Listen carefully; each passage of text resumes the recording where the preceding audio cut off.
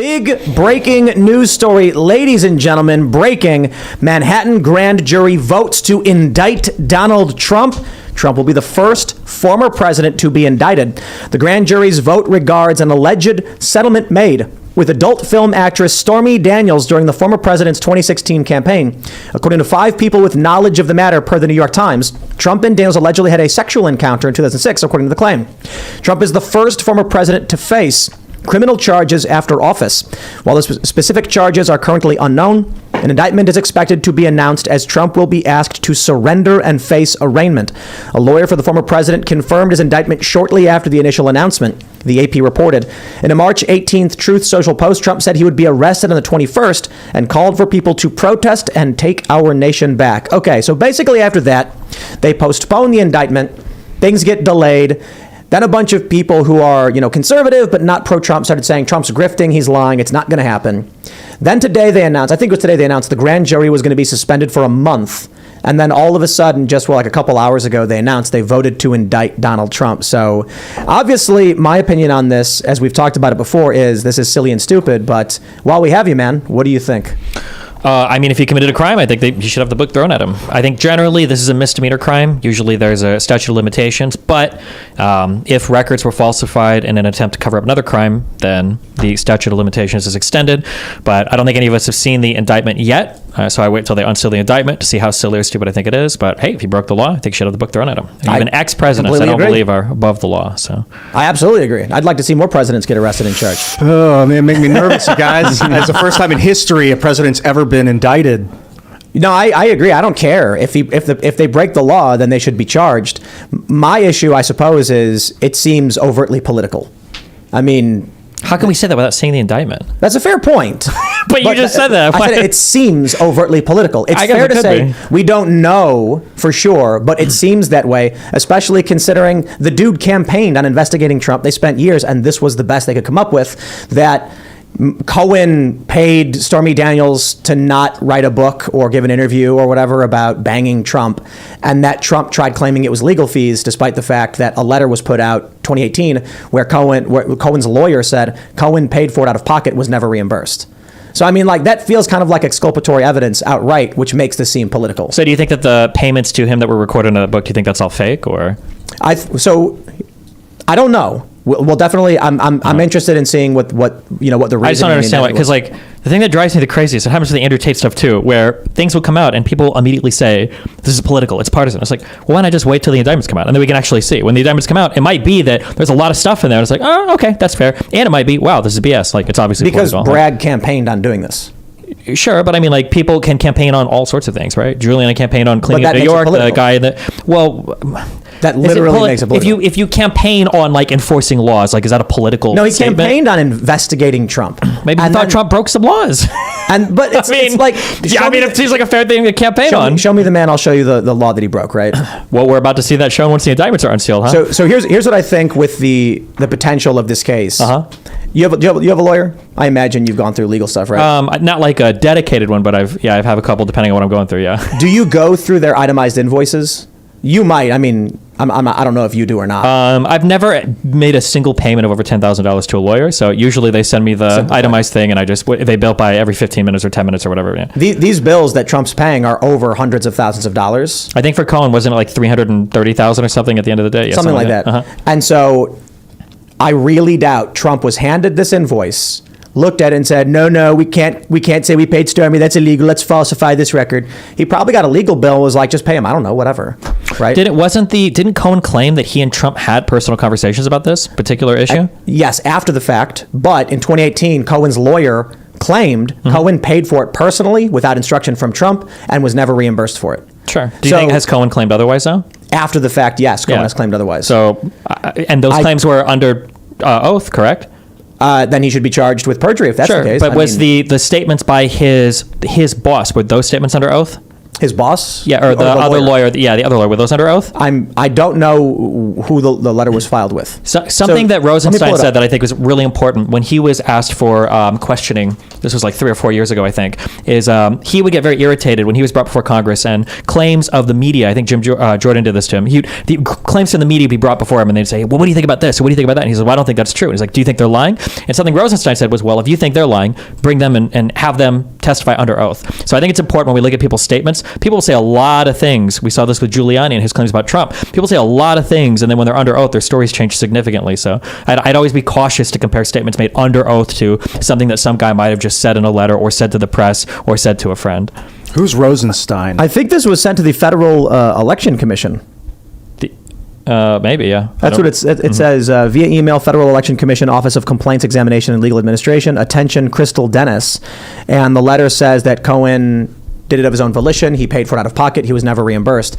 So I would put it this way. It seems political when you have a letter like this from years ago, from 5 years ago. But again, fair point. We'll see what happens. My issue with it for the most part is, really? Falsified record misdemeanor charge? You want to get into the debate about Barack Obama blowing up a kid? Because I would absolutely love to talk about that. Look, if they want to give Trump a misdemeanor charge and lock him up for however many months a misdemeanor gets him, I would absolutely be willing to make that to agree. You're right. He's got to be charged. Next up, Obama. He blew up a kid. He blew up a bunch of kids. I don't know if Obama broke a law. I don't think Americans of any capacity are allowed to kill other Americans. Of any capacity? Don't cops do it all the time? Not like... I mean, it seems like they're in the service of doing... That's a little bit of a semantic trick you played there, right? Okay.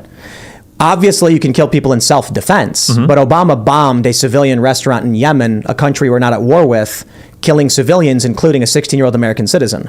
Like, you can't... If you're in the military...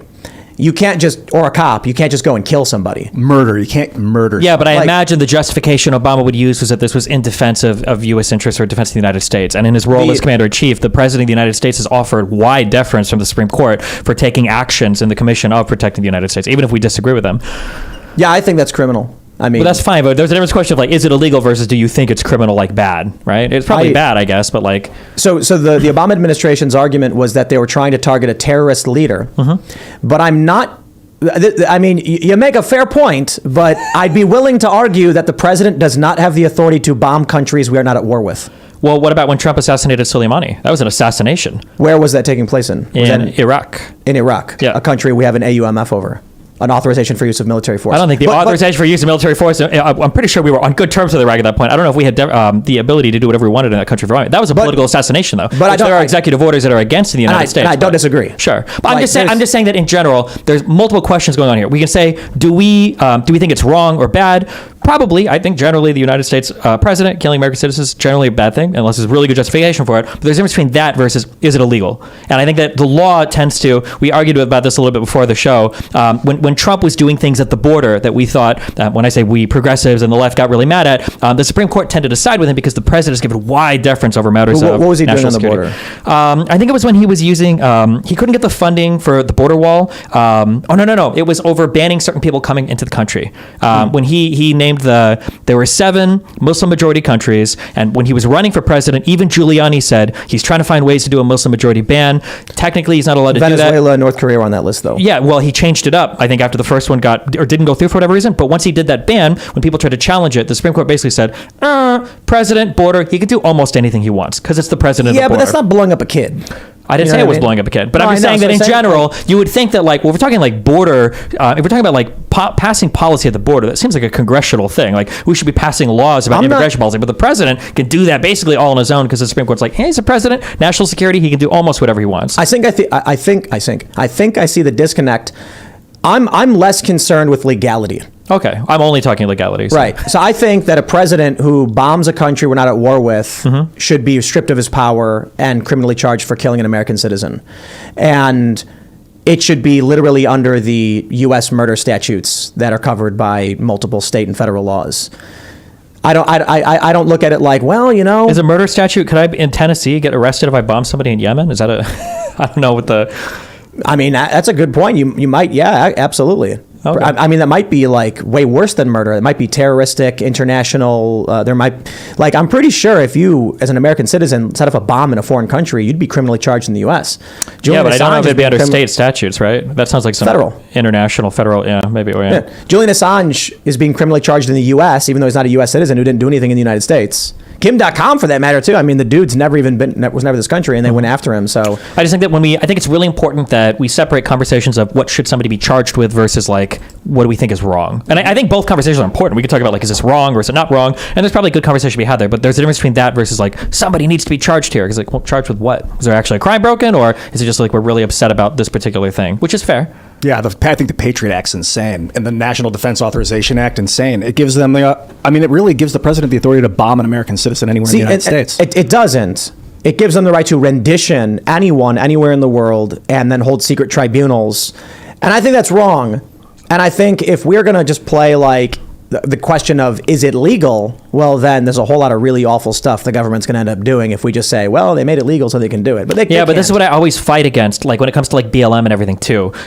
It's important to change the laws. If we want people to be held accountable, we have to change the laws to reflect what we think our moral will is so that we can actually get people to be held accountable. Because otherwise you just get a bunch of people that are like, this is wrong, do something. It's like, okay, well, I don't know, what do you want us to do? Like, it's not illegal, like we can't do anything about it, you know? If we changed the law and it made it illegal to bomb kids in Yemen, then we wouldn't be able to charge people that were doing it while it was legal, because it was legal when they did it. Yeah, probably. But I mean, do we want to make it so that when we change laws, we can retroactively? No, right? I don't. Anyway, like I don't think we were ever officially at war with Syria, right? No. But Trump bombed the airport. Is that like? But again, he's the president. It's our military. Like, I guess the other question is, in talking about Abdulrahman al-Awlaki, he wasn't the intended target.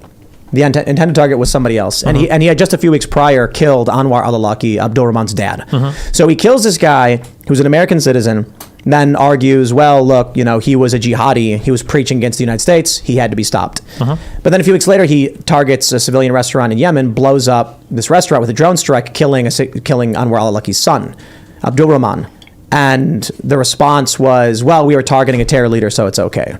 So I guess the question is, I'm curious as to the legalities and the moral standing of, one, does the president have the legal authority to kill anyone in any country at any time in the eyes of the United States?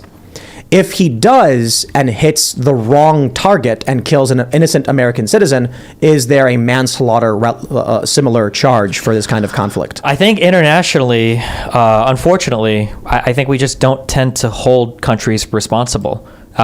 This has happened multiple times. I'll avoid the USS Liberty example because that's a whole loaded thing.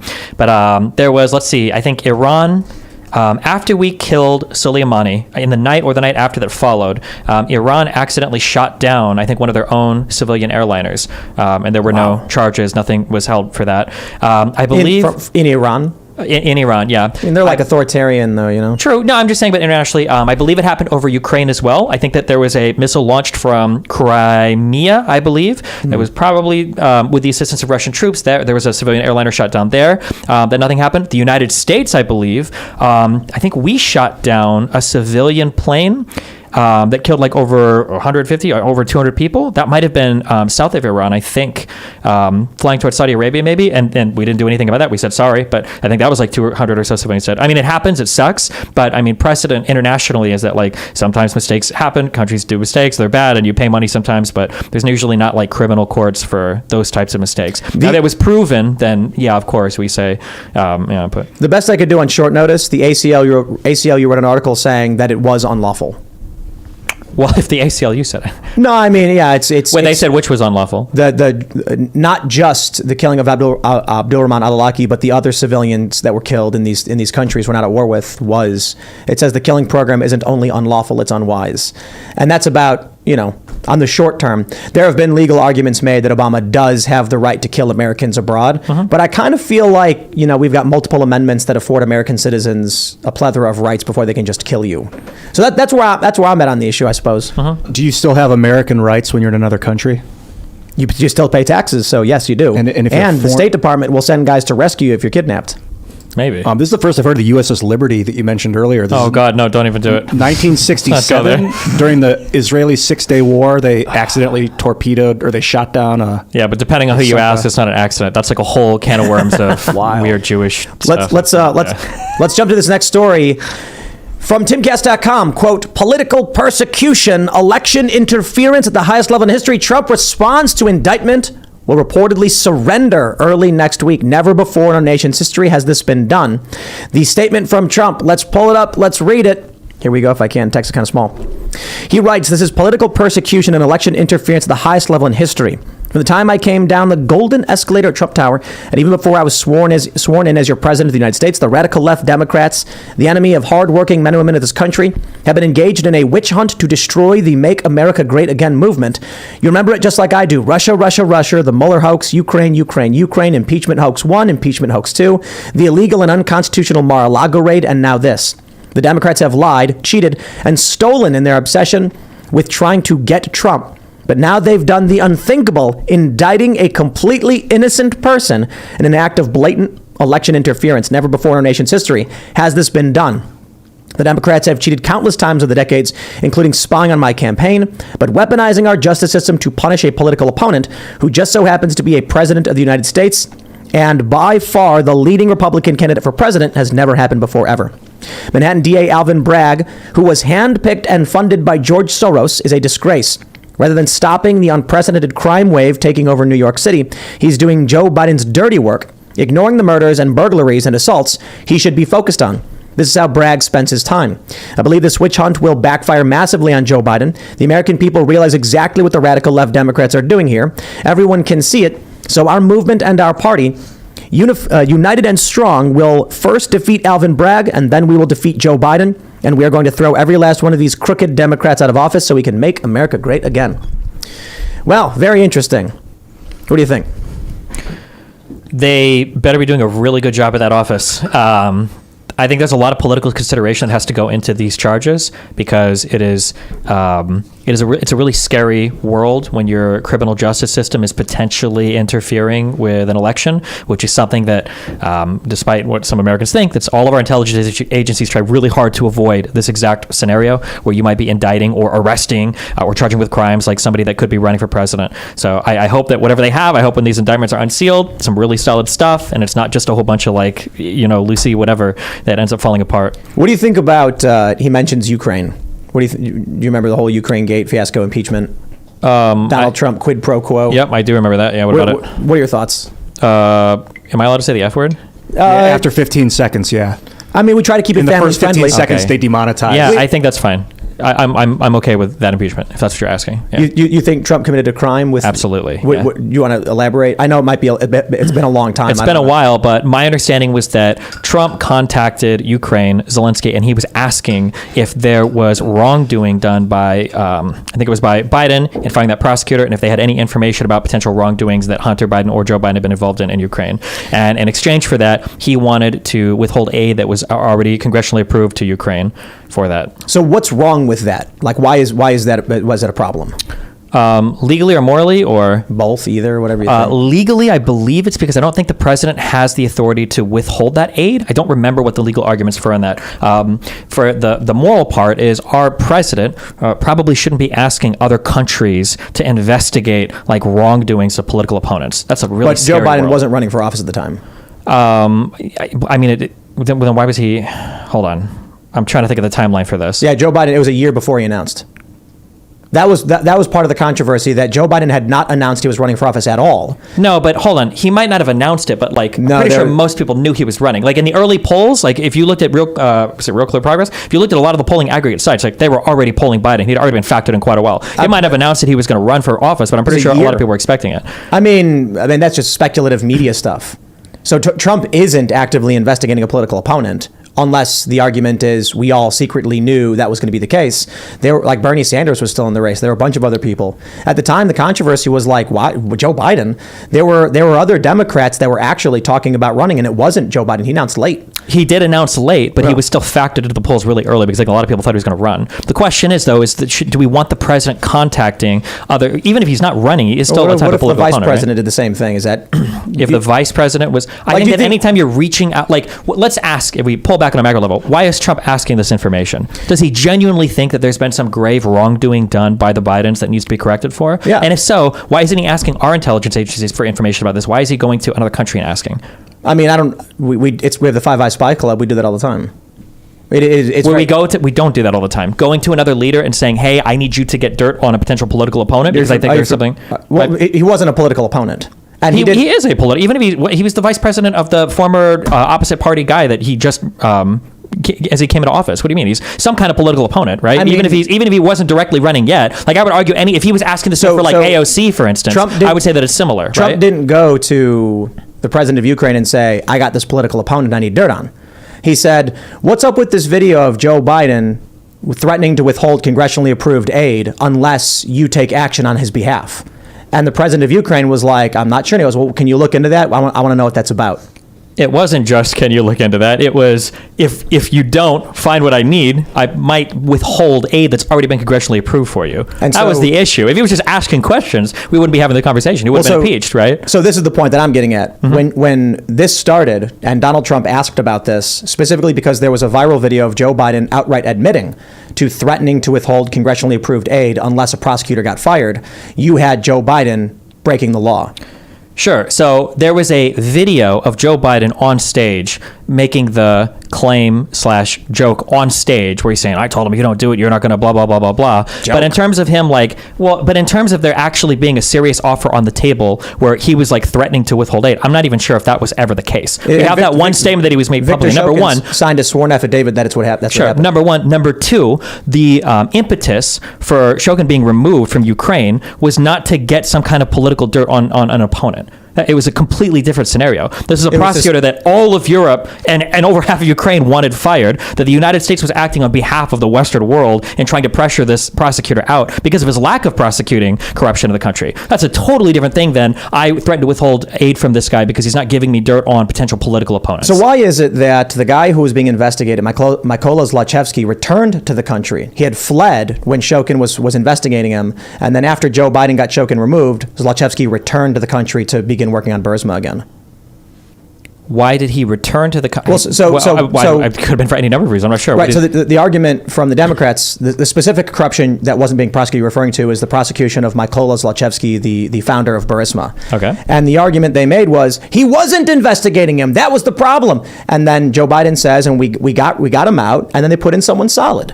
The only issue is, when Shokin had about a dozen active investigations into Burisma and Zlochevsky fled the country.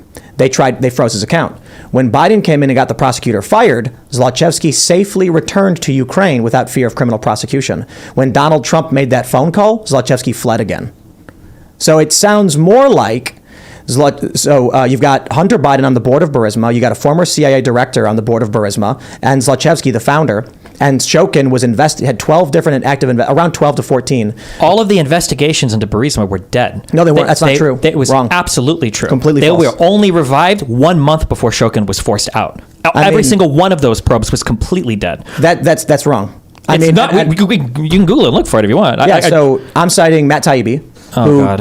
Right, and if you don't want to trust a journalist or whatever, or like any actual article, not a tweet, like any I'm not talking about actual. A tweet. I'm talking about an article that he wrote breaking down what happened with Ukraine and his investigation into Zlochevsky, and this is from 2017. Okay, so your claim is that the probes into Burisma never went cold and never died; that they were active the entire time. They were active the entire time. Right.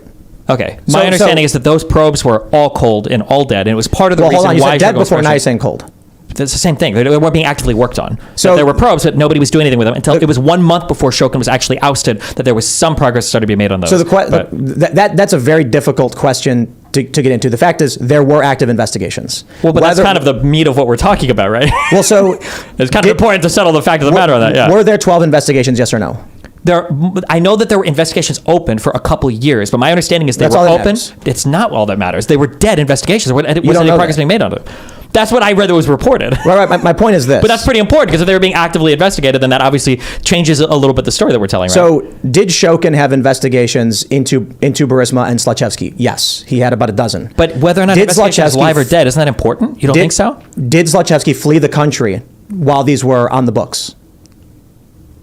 Yes, he did. I'm not when sure. when Yeah. Shokin was removed and the investigations were officially stricken, Zlochevsky returns. So do you think that there are criminal wrongdoings that he's done that he's not being prosecuted for? What I think is that the United States is in an energy crisis, in a war with Eastern powers. The United States has been trying to get a pipeline for natural gas called the Qatar-Turkey pipeline into Europe, but Syria said no. Syria destabilizes for whatever reason. We want to run that pipeline through Syria, through Turkey, into Europe to offset the Gazprom gas monopoly.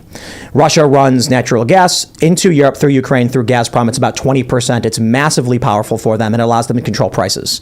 The United States has interests in setting up an energy company to offset that monopoly, hence Burisma. Hunter Biden's on the board, probably for these reasons. A former CIA director, probably for these reasons. Wasn't Burisma one of the smaller gas companies in that country? Absolutely. And it seems like the U.S. was trying to compete with Russia to get cheaper gas to Europe.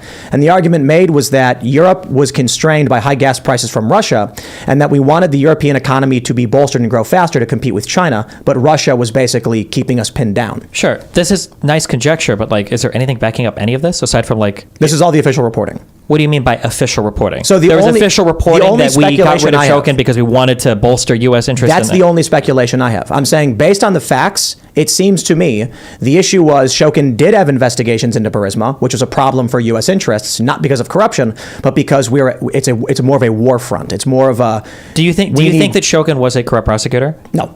Okay. Why did all of Europe and a lot of Ukraine hate him? Because Europe wants cheap gas. Shokin was impeding that. It's not an issue of corruption. It's an issue of conflicting interests. He was impeding in how? So active investigations into Burisma are impeding U.S. interests in competing with Gazprom. Burisma isn't even the largest gas player in that country, though. That's not the point. We don't have the Qatar-Turkey pipeline into Ukraine because Syria blocked it. So you have a multi-front effort going back to, I think, the 2000s to get cheaper natural gas into Europe. So of course they're not going to like anybody who's got Eastern allegiances. It's possible that with Ukraine you had in the eastern part of the country more pro-Russia sentiment. With Yanukovych you had more pro-Russia sentiment, and you had government officials that were like, look, we are not just pro-West. Of course, then he gets ousted. There's unrest. I can't remember. What do you mean for Yanukovych, though? Yanukovych was standing alone with that pro-Russian status, though. That wasn't all the government officials. That was part of the reasons why people were so upset with Yanukovych was because he was trying to push for Russia in opposition to what their parliament was even pushing for. That's what I'm saying. And so there's probably, he wasn't the only person. The sentiment was fairly split, but was leaning towards the EU. Had been voted on by their parliament, to favor the EU. That was what the vote was for. And so the way I see it is there are probably elements of that government that were more favorable to Russia, which is why Europe doesn't like them. The people, Ukrainians who want to be a part of the EU and members of the EU who want Ukraine to join because they want more control over natural gas, of course, naturally would oppose anybody who was siding with Russia. Do you think that Ukraine was a corrupt country prior to 2014? Yes. Okay. I mean, it's. Do you think so? That's for all of Europe and for everybody complaining about the corruption and stuff relating to Shokin, you think that all of that was BS and they just didn't like him because he was preventing their cheap oil or cheap gas? Say that one more time. You think that all of the upsetness that people across Europe and Ukraine had with Shokin had nothing to do with any of the corruption of the country or his lack of pressuring? Because that's the official story that's given, and it seems to be pretty consistent throughout I can only speak on a surface level about this one particular issue because I don't know the inner workings of all of Ukrainian politics. Okay. But what I do know is there has been a tremendous effort by Western forces leading to outright physical military conflict to get natural gas into Europe to offset Russia's control of gas prices. Naturally, it seems like these things are related. Speculative. The facts are the U.S. went to Syria and said, can we build the Qatar-Turkey pipeline? Syria literally said to the United States, that would be bad for our ally Russia, so we will not allow it. Fortunately for us, for whatever reason, Syria falls into civil war, and we just happen to oppose the guy who denied that. I don't think the whole reason for opposing it has to do with gas, but it's convenient for us nonetheless. We weren't able to do it, and to make it worse, Iran wanted to tap the same natural gas field and send the gas through Iraq and Turkey into Europe to strengthen Russia's control of energy. So the argument was the EU is trying to grow and become a unified bloc to compete with the growth of China, and Russia was basically impeding us because Russia wants to be their own big dog, right? Sure. Man, if you ever wanted to revisit a detailed breakdown of this, it'd be interesting to do a little bit of reading prior to this. But let's say hypothetically I grant you all of that. Why didn't Trump say any of that? Trump doesn't know what the hell's going on. Okay, so then Trump's investigation into the impetus He for this saw a whole video on the conversation. internet, bro. Okay, so the impetus for this whole conversation of like Trump pressuring them to find out if any wrongdoings happened had nothing to do with anything that you just laid out. It was just having to do with Hunter Biden and Joe Biden. It had to do with him seeing a video and then seeing people and post memes. Probably, to be completely honest, it was Tucker Carlson. Sure. Who said something. But it was a little bit more than just asking questions, because if he was just curious, I don't think that the question of aid being withheld would have ever been brought up in that conversation. So clearly there was a little bit. You're saying that Biden wasn't seen as a political opponent at all, but if that was the case, I don't know why Trump would go so far to try to solicit information from the Ukrainian government such that he would withhold aid or threaten to withhold aid in exchange for some information about him. You know, Seems like a random politician to target. Like, why would he be so dead set on getting information about he Biden? hates the Democrats. They were calling him a Russian spy. I think there's a little bit. It's like- I think it it's has like to be a little bit revenge. more than that. Revenge to throw away to get impeached. I mean, you can think that, but I don't even care all that much about the speculation as to why he did it. Right? Sure. If you want to argue, well, that I think you that's can, but it's probably not- one of the most important parts. That is the most important part, is why he did it. But you Because have to if he make was- assumptions to get to that point. Do I? If You do. he's asking for dirt specifically with respect to a political opponent, I'm making assumptions. I feel like there's a lot more assumptions being made on your end that he was just genuinely interested in what Joe Biden had said and was threatening to withhold aid because he wanted a legitimate investigation of the firing of a prosecutor. I mean, I feel like it's pretty legitimate. What we know Yeah. is that he said, "What's going on with this video? I want to see some action on this, or else." Right? I feel like there was a little bit more said than that, but I don't remember because it's been a long time. Well, since I'm just trying. I'll try to paraphrase for the sake of Sure, it. but I feel like the specific requests that he was making for information are probably pretty important. I could look up exactly what the charges are alleged, but it's been a while. But So I guess the reason I bring it up is not to just debate Trump or whatever, Sure. but to ask the question of, should we indict Joe Biden for doing the same thing?